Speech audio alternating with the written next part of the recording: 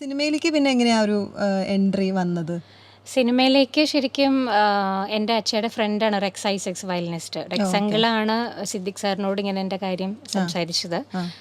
അപ്പോൾ സിദ്ദിഖ് സാറിനും ശരിക്കും അറിയാം, കാരണം ഞങ്ങളുടെ തറവാട് സിദ്ദിഖ് സാറിൻ്റെയൊക്കെ വീടിൻ്റെയൊക്കെ അടുത്തായിട്ടാണ്.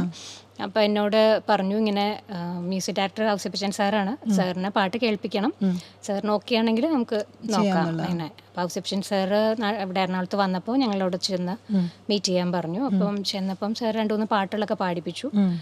അങ്ങനെ ഓക്കെ പറയാമെന്ന് പറഞ്ഞു വിട്ടു. പിന്നെ പെട്ടെന്നാണ് സിദ്ദിഖ് സാറ് റെക്കോർഡിങ് നാളെയാണ് എന്ന് പറഞ്ഞിട്ട് തലേന്ന് വൈകിട്ടാണ് വിളിക്കണേ. സർപ്രൈസ്ഡ് ആയിരുന്നു, ടെൻഷനായിരുന്നു.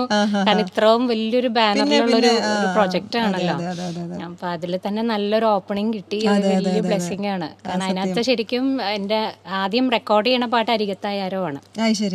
അത് പാടിയ ശേഷം അവിടെ അതെല്ലാവർക്കും ഒത്തിരി ഇഷ്ടമായിട്ടാണ് എനിക്ക് പേരില രാജ്യത്ത് എന്നുള്ള ഡ്യൂറ്റും കൂടി തന്നത്. കാരണം ഇന്നത്തെ കാലത്ത് എല്ലാവരും അങ്ങോട്ട് പോയിട്ടാണ് ചാൻസ് ചോദിച്ചിട്ട്, അതേ സമയത്ത് ഇത് ഇങ്ങോട്ട് വന്നിട്ട് വരിക എന്ന് പറയുമ്പോൾ അത് വലിയൊരു പാട്ട്. അത് ഔസേപ്പച്ചൻ സാറിനും സിദ്ദിഖ് സാറിനൊക്കെ ഒത്തിരി താങ്ക്ഫുൾ ആണ്. അല്ല എൻ്റെ പ്രൊഡ്യൂസർ ജോണി സാരി സാറ്, എല്ലാവരും പാട്ടും ഭയങ്കരമായിട്ട് ഹിറ്റായി. നല്ലൊരു അതിന്റെ ഒരു സ്പെഷ്യൽ കൊറിയോഗ്രാഫി ഒക്കെ സ്റ്റൈലാണ് അതിന്റെ ചെയ്തിരിക്കുന്നത്. എനിക്ക് തോന്നുന്നു അത് അധികം ആർക്കും അറിയില്ല തോന്നുന്നത് എലിസബത്ത് ആണിത് പാടിയത് ആ സമയത്ത്. കുറെ പേർക്കും അറിയണ്ടായിരുന്നില്ല.